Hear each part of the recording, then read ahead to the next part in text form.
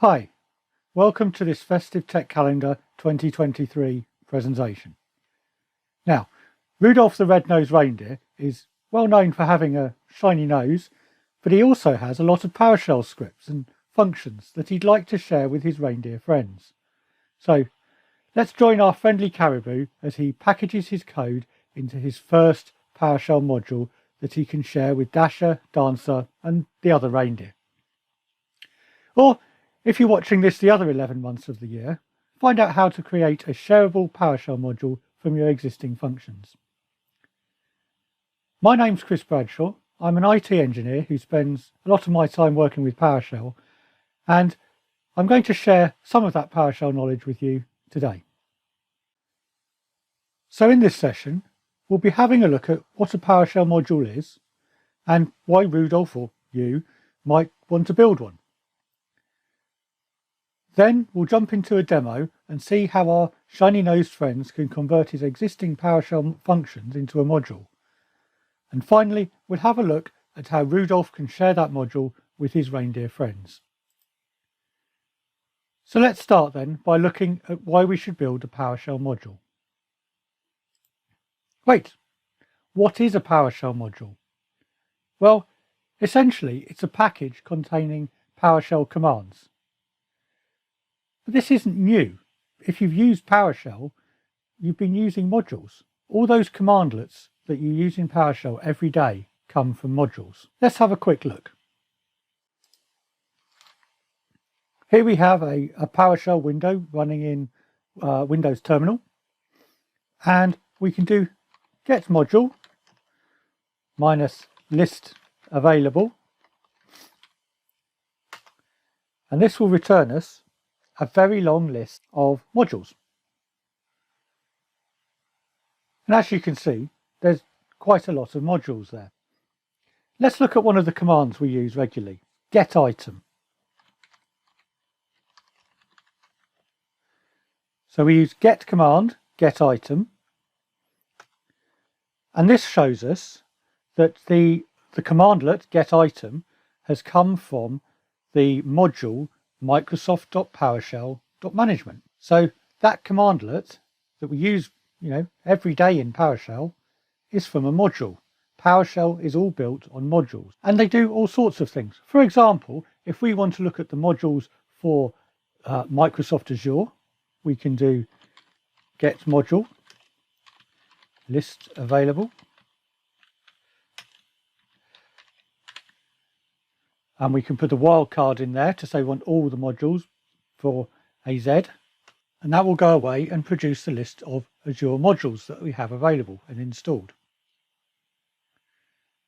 And you can see there's lots of modules from websites to service buses to storage, and all sorts of individual Azure resources have their own module. So modules are all parts of PowerShell that we've used before. So why would we want to build a module? What's wrong with all those functions and code snippets we have already? They work, don't they? Well, PowerShell modules allow us to share and reuse that code. We have one package rather than all those different scripts. And that allows us to not only share that code with other people, but share common functions within our code.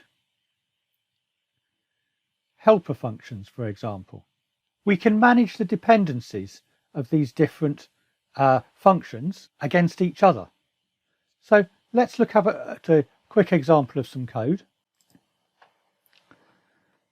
Here are some of Rudolph's functions, and we can see this function, get days till Christmas, has a reference to another function called get next Christmas date. Okay, we want to know how many days it is till next Christmas, so let's find out first when next Christmas is, what the date of next Christmas is, but that's in another function that we might use separately. If Rudolph had just sent this script to one of his reindeer friends, then it wouldn't work because they might not have get next Christmas date. If we're bundling all up in that all up in a package, we also have get next Christmas date, the function, included in that package. That dependency works. And we can also add dependencies onto external modules and so on. All of this makes a module a great way of making your code portable, making it easy to share and publish for your colleagues or the wider community to use. We also get a bonus of having version control, so you can make sure that you've got the latest version of a PowerShell module, or perhaps a specific version that's needed. Rudolph has all these functions. Let's jump into the demo and look at how he can turn them into a module. So the first thing we want to do is rename our functions from .ps1 to .psm1, PowerShell Module. Now I've done 3 of these already. I'm just doing these in Visual Studio Code here, and we just change the file name. That's fine. It doesn't matter too much. It's mainly for consistency. We've now got a folder with 4 PSM1 files in, and each of these contains a PowerShell function. It happens to be of the same name here. It could contain more than one function per file. The function could have a different name to the file. I've done one function per file, and the file name is the same as the function name. It makes it easier to read, and it makes it easier in the future if different people end up updating different functions. Having renamed those files, let's switch to the terminal and look at building our first module. To build a module, we need to create a thing called a manifest. So to create our manifest file, we use the new module manifest commandlet in PowerShell. We're giving it the path of the manifest we want to create, and this is a PSD1 file. We're going to call it Rudolph's tools.psd1. Now we need to give it nested modules. Now these are the individual files that we renamed a minute ago to PSM1 files. So we can have one of these files, or we can have a whole bunch. So we say nested module argument, and then we're providing an array of a list of all those PSM1 files. We need to make an identifier for the module. This is a GUID, a GUID. This uniquely identifies this module. So if we change the name later and called it Santa's Tools, as long as that GUID was the same, PowerShell would still recognize it as a new version of the same module. We include a module version. Now this is important for that version control and making sure you've got the right version of the module. I'm going to start right at the beginning with a 0.0.0.1. Pick what you like there to start with. Some people want to start with 1.0. This is a very early alpha, so we're going to go right at the beginning. Next, we're setting the PowerShell version. So the minimum version of PowerShell that you'll need. And to do this, I'm just going to grab the PowerShell version that's installed on this machine. We want to make sure that anyone trying to use this module has at least this version of PowerShell installed. Otherwise, some things may not work. And finally, we're picking the functions we're going to export. So these are the functions that someone with the module installed can call.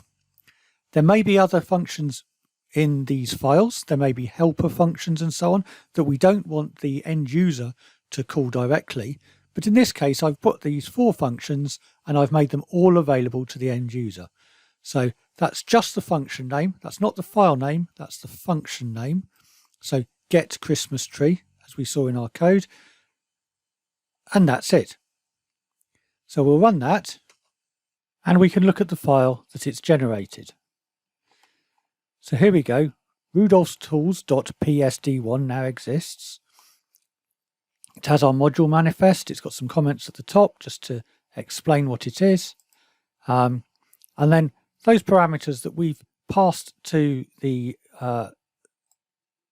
new module manifest commandlet are shown in this file. It's just a text file and you can edit it. So you will be editing this as you add new versions or add new functions to your module later on. Here we have that PowerShell version we specified. Here are the nested modules, so this is pointing at those files you can see here on the left hand side. Here are the functions we're going to export. So get days till Christmas, for example, is the function in this file. We're saying we're going to make that available. And there's lots of other information we can fill in there. But we don't need to do that. So we're doing our first PowerShell module this time. So that's all we need to do. That is now a module. And as we've got a module, we can jump back into our terminal and see what that looks like. So now we use the import module commandlet. We point it at our PSD1 file. And when we hit enter, that's now imported that module. So now I should be able to run those functions. Get Christmas tree. Ta-da! It's worked. We can see what commandlets have been exported, what commandlets are available from that module using get command and dash module, like we did earlier with the Azure modules. We're now looking at Rudolph's tools because that's what we called this module. And there we go. We can see we've got get Christmas tree, get days till Christmas, get example naughty list, get next Christmas date. We have a file version and it's come from the Rudolph's tools module. So now we've made a module, what can we do with it? Once we have a module, you can send the files, or it can be shared to a PowerShell repository so others can access it. This could be the online PowerShell gallery, but that's open to the internet and possibly not the best place for your first module. Rudolph also wants to preserve the magic of Christmas, so he's going to be sharing this module via a local repository. This could be a NuGet server or just a plain file share. We're going to look at the latter today, as that's more straightforward. Now, the IT elves in the workshop have kindly set up a network drive, which is mapped as F to all the workstations at the North Pole.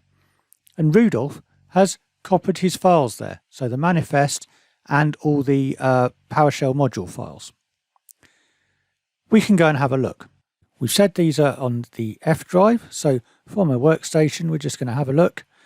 Get child item, and here we can see we've got that manifest file and the 4 module files. So anyone with access to this drive can now install the module with the import module commandlet. So we've got import module and we've given the path to that manifest file. And as before, we can use get command with the module being specified to see which new commandlets we've got to play with. And we can test these out. So get example naughty list. Let's put 10 children on this list today. And here we are. That function's worked.